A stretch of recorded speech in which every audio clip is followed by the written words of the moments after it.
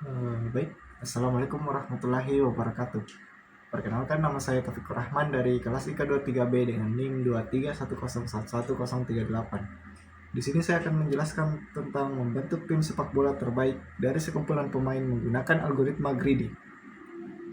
Yang pertama adalah latar belakang. Membentuk tim sepak bola yang kuat tidaklah mudah. Pelatih harus memilih pemain berdasarkan posisi, kemampuan, statistik, dan kecocokan antar pemain. Karena banyaknya pilihan, proses ini menjadi rumit dan memerlukan cara yang efisien. Salah satu solusi adalah menggunakan algoritma greedy, yaitu metode yang memilih opsi terbaik di setiap langkah dengan harapan hasil akhirnya juga baik. Meski tidak selalu sempurna, algoritma ini cepat dan cukup efektif. Yang kedua adalah rumusan masalah. Yang pertama, bagaimana cara menyusun tim sepak bola terbaik dari sekumpulan pemain berdasarkan statistik dan posisi masing-masing. Yang kedua adalah bagaimana algoritma greedy dapat diterapkan dalam proses pemilihan pemain dan penyusunan formasi tim. Yang ketiga adalah apakah algoritma greedy mampu memberikan solusi yang cukup optimal dalam pembentukan tim sepak bola. Kemudian adalah tujuan. Pertama adalah menjelaskan proses penyusunan tim sepak bola berdasarkan kemampuan dan posisi masing-masing pemain. Yang kedua adalah menerapkan algoritma greedy sebagai metode untuk memilih pemain terbaik secara efisien. Yang ketiga adalah mengidentifikasi keefektifan algoritma greedy dalam menghasilkan susunan tim yang mendekati optimal. Kemudian di sini saya menggunakan metodologi, yaitu berupa yang pertama pengumpulan data, di mana saya mengambil data pemain dari situs statistik seperti website FC25. Kemudian data mencakup nama, posisi, dan juga statistik individu dari setiap pemain. Kedua adalah klasifikasi data.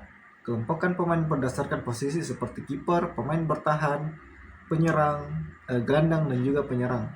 Kemudian melakukan standarisasi data agar mudah diproses di dalam array atau objek.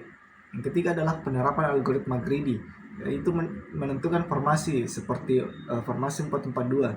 Kemudian memilih pemain dengan skor tertinggi di setiap posisi, dan juga setiap pemain hanya bisa dipilih sekali. Kemudian saya akan menunjukkan simulasinya. Saya telah membuat sebuah website HTML di mana saya memasukkan kiper, back, gelandang, dan juga penyerang.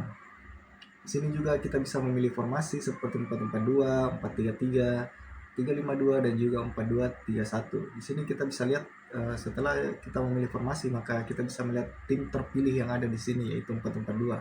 Jika kita menggantinya lagi kembali ke 433, maka formasinya juga akan berubah dan pemain yang terpilih pun juga akan berubah.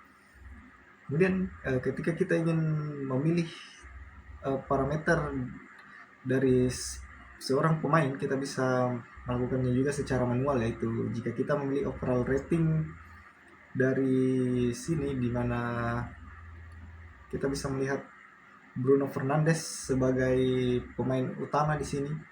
Jika kita mengganti prioritas pemilihan sebagai kecepatan, maka Bruno Fernandes akan digantikan oleh Federico Valverde. Nah, itu sebagai parameter yang pertama. Kita juga bisa mengatur formasi sesuka hati kita dengan formasi custom ini, di mana kita buat formasi sesuai kebutuhan taktik kita sendiri, di mana ada jumlah back, jumlah gelandang, dan juga jumlah penyerang. Di sini juga kita bisa melihat rating-rating pemain dan juga rata-ratanya dari setiap statistik dan parameter yang ada, misalnya kecepatannya, tembakan rata-rata, bertahan, fisik, dan juga dribble rata-ratanya berapa. Kemudian di sini kita bisa melihat ada pemain cadangan, di mana pemain cadangan ini bisa kita ubah dengan sesuka hati kita, misalnya bakat muda, pengalaman, fleksibilitas, posisi, dan juga keseimbangan. Kemudian kita bisa melihat di sini filter pemain, di mana kita bisa melihat misalnya kita kiper, maka kiper di sini akan muncul, back, gelandang, dan juga penyerang. Di sini juga kita bisa melihat overall masing-masing pemain dan juga liga di mana mereka bermain.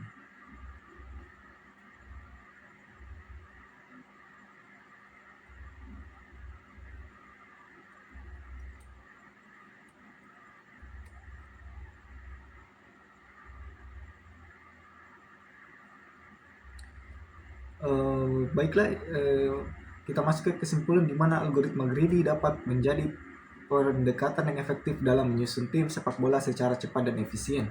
Dengan memilih pemain terbaik di setiap posisi berdasarkan nilai statistik tertinggi, proses pemilihan dapat dilakukan tanpa harus mengevaluasi seluruh kemungkinan kombinasi pemain yang ada.